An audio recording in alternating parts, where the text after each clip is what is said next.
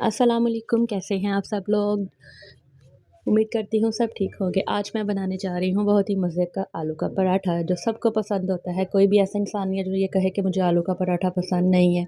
आलू का पराठा सामने हो तो खाने को खुद ही दिल करता है। चलें आइए इसे बनाना स्टार्ट करते हैं।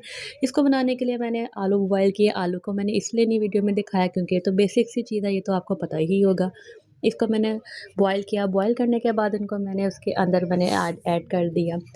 चॉप किया हुआ मैंने उसके अंदर जो है प्याज को डाला, मैंने थोड़ा-सा अदरक डाला और साथ में बेसिक इसके अंदर स्पाइसेस डाले मैंने और साथ में धनिया जो है वो काट के वो डाल दिया। बहुत ही मज़े के पराठे बनते हैं, क्रिस्पी चाय के साथ भी खाएँ बहुत मज़ा आता है और साथ में दही भी इस्तेमाल कर सकते हैं। मेरे बच्चों को भी बहुत पसंद है।